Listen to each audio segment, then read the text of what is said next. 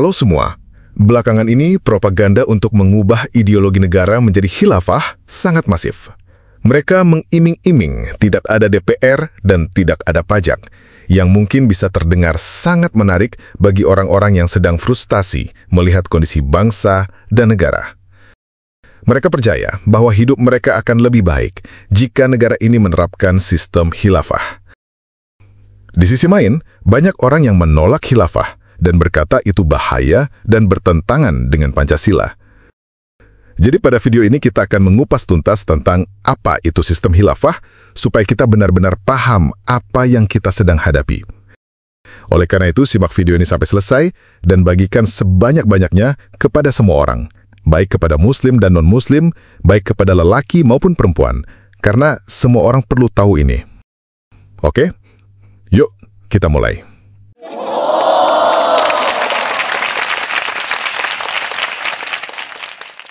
Oke, sekarang kita mulai dari kata khilafah atau khalifah itu sendiri.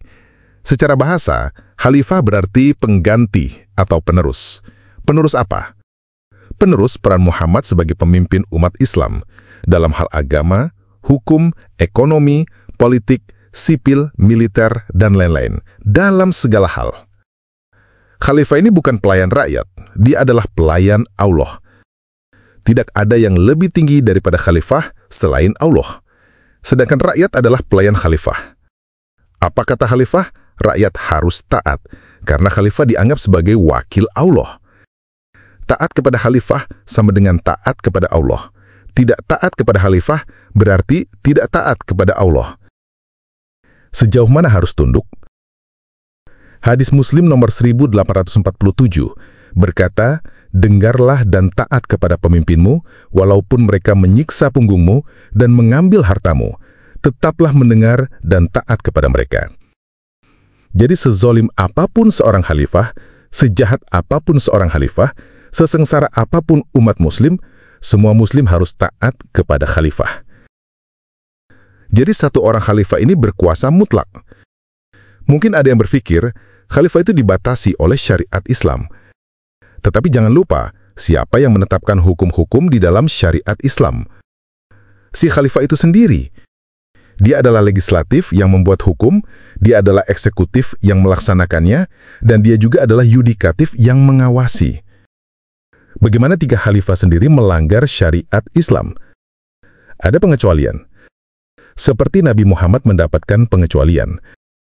Semua muslim tidak boleh punya istri lebih dari 4. Nabi boleh. Khalifah sebagai pengganti Nabi juga boleh. Semua muslim tidak boleh kembali kepada istrinya setelah talak 3. Nabi boleh.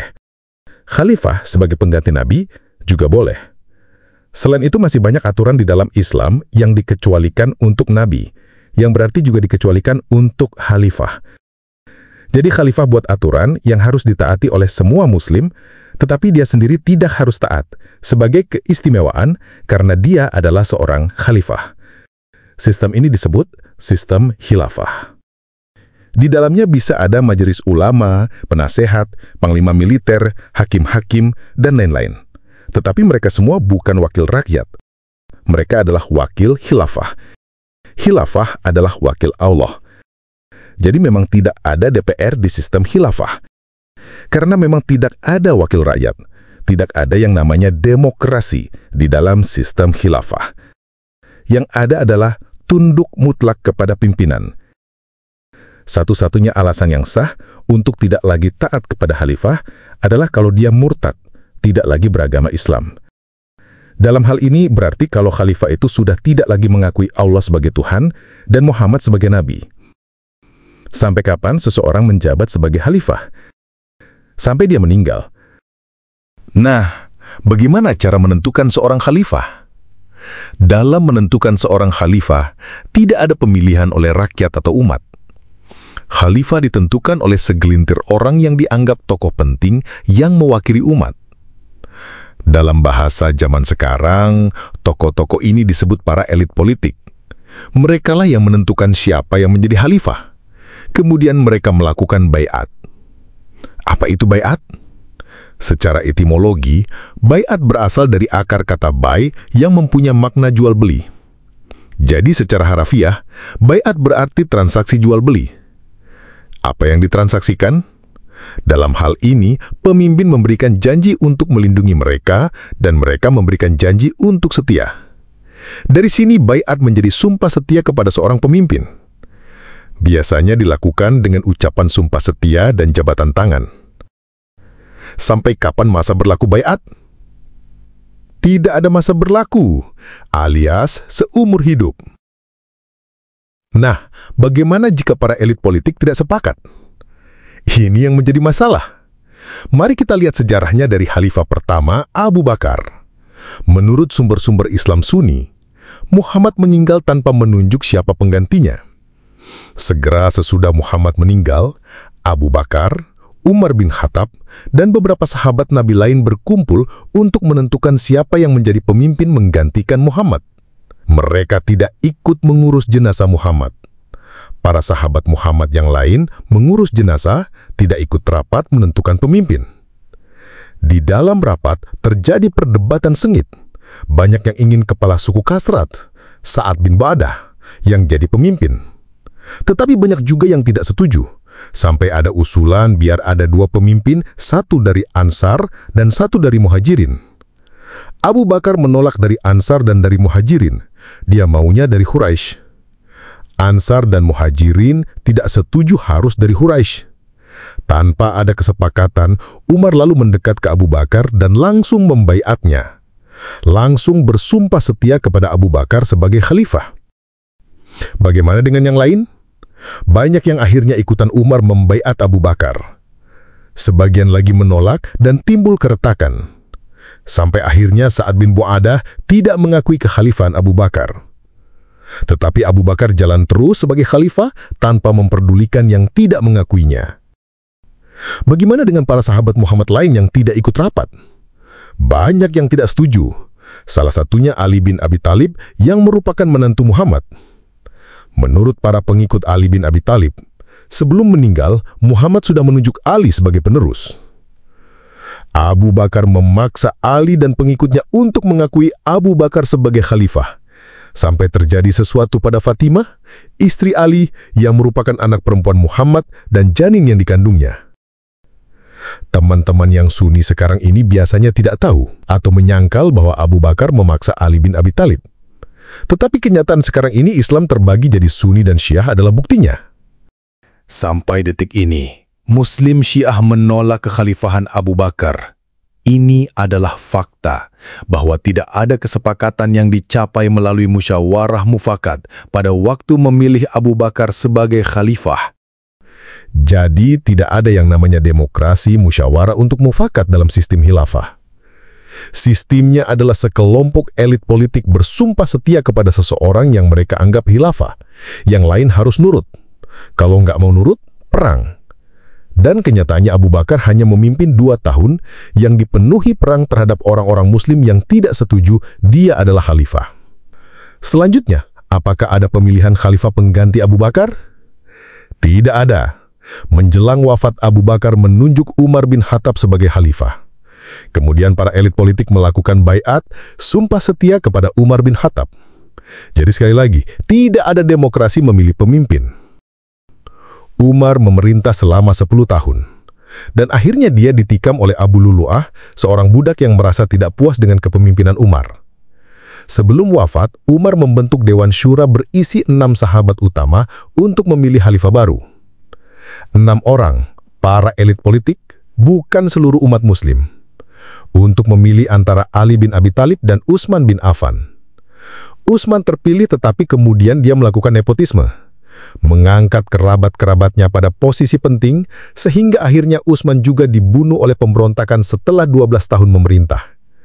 Setelah Utsman meninggal, Ali bin Abi Thalib menjadi khalifah. Tetapi banyak juga muslim yang tidak suka Ali bin Abi Thalib jadi khalifah, kemudian memberontak dan terjadi perang.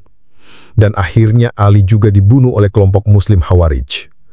Jadi 4 khalifah pertama, yang katanya adalah khalifah yang benar, kenyataannya seperti itu.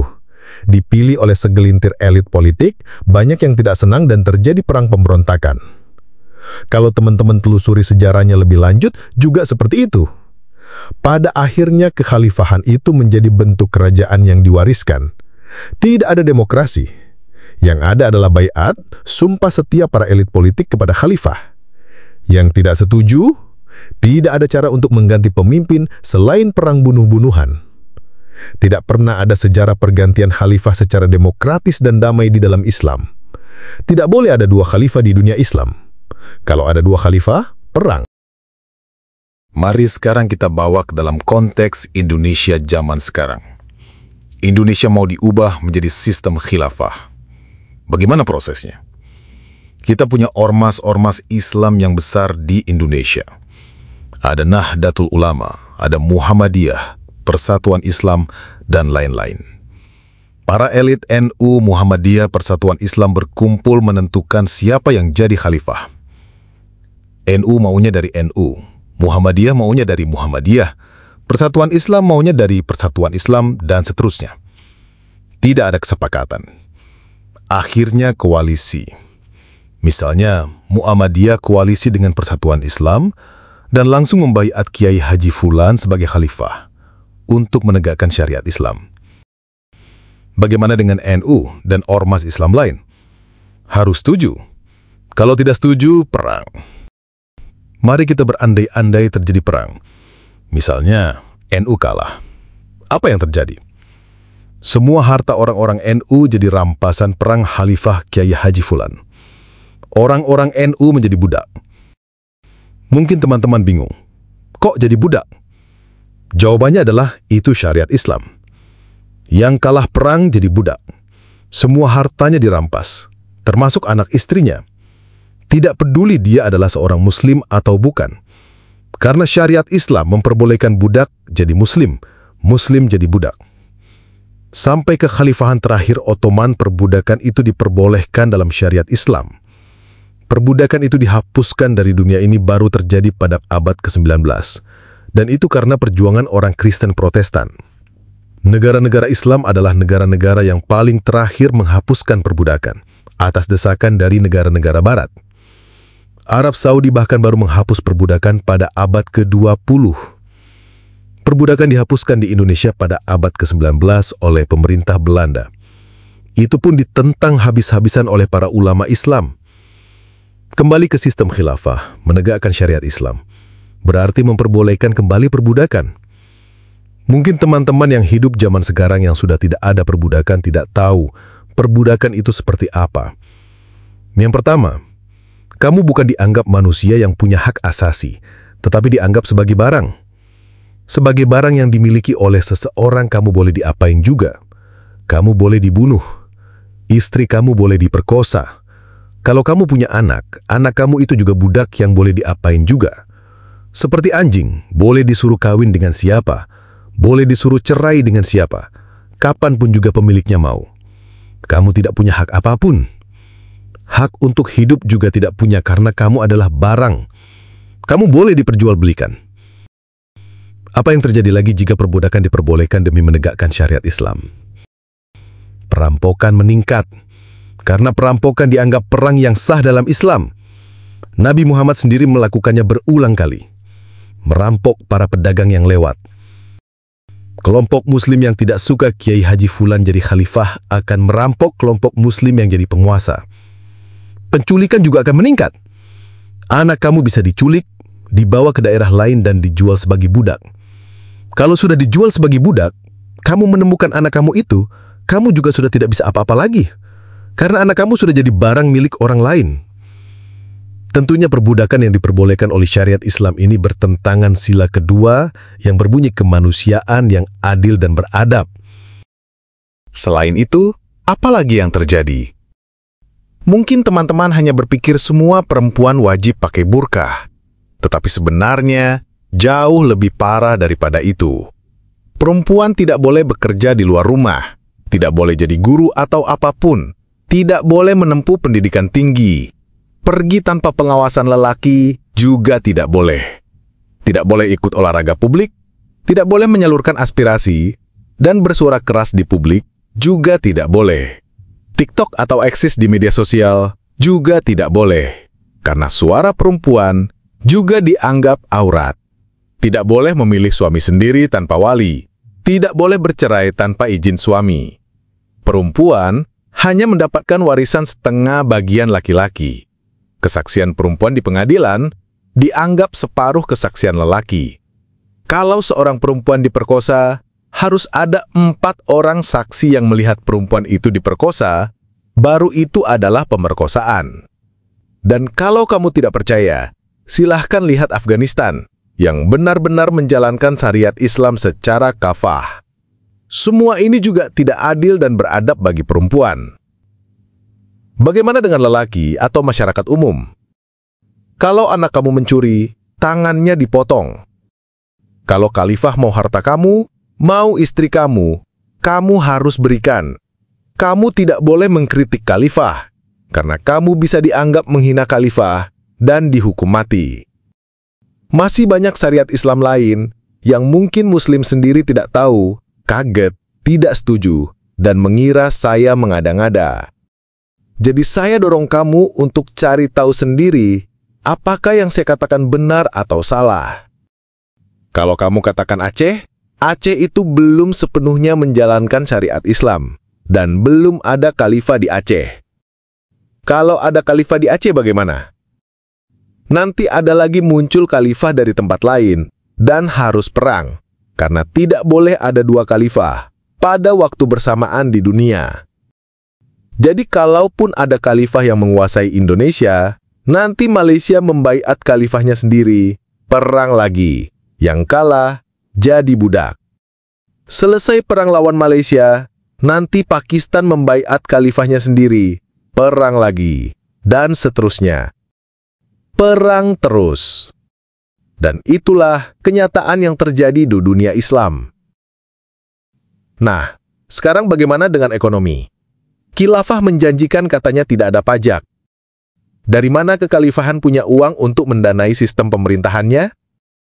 Umumnya Muslim akan berkata dari zakat, mirip seperti pajak, tetapi biasanya Muslim keberatan jika zakat disebut pajak.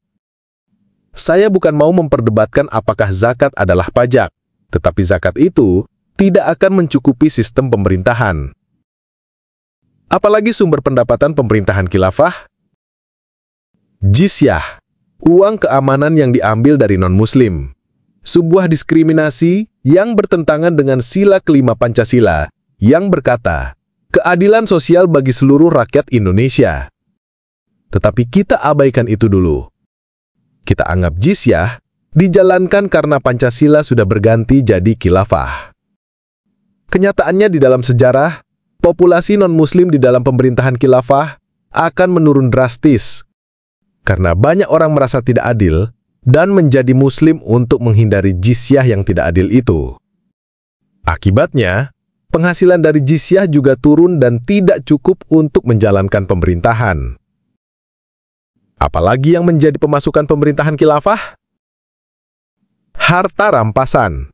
Bisa dalam bentuk menyerang negara lain yang bukan bagian dari kekhalifahan, atau merampas rakyat sendiri yang kaya dengan berbagai alasan.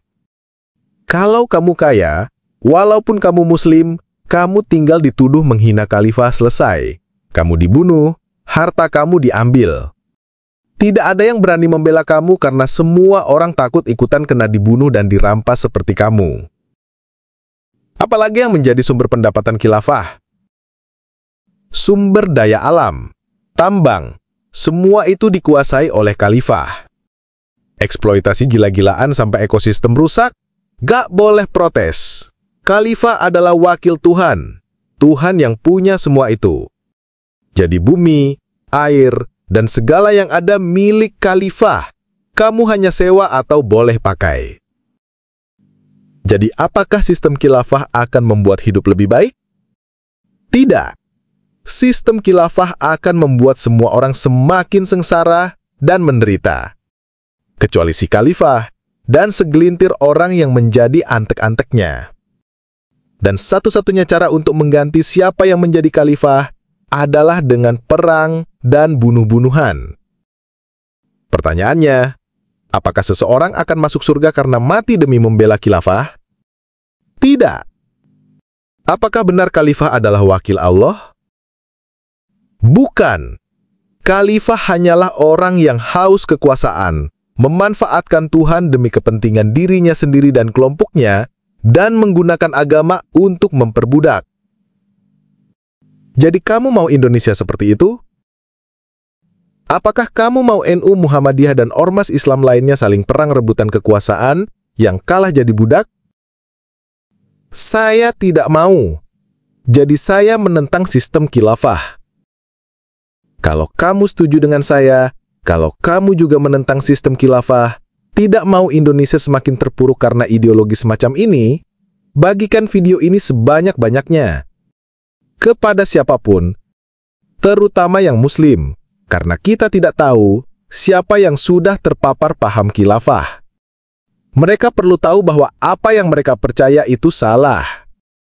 Ini bukan demi mereka, ini demi kita semua yang ada di Indonesia. Kita harus lawan ideologi khilafah, bukan dengan pedang, tetapi dengan edukasi, dengan membagikan video ini sebanyak-banyaknya. Jadi bagikan video ini sebanyak-banyaknya, sekarang. Oke? Sekian video kali ini. Sampai jumpa di video yang akan datang. Tuhan memberkati. Allah laysa kabir, Allah laysa kabir, واشهد أن هناك الكثير مع الله، واشهد أن هناك الكثير مع الله،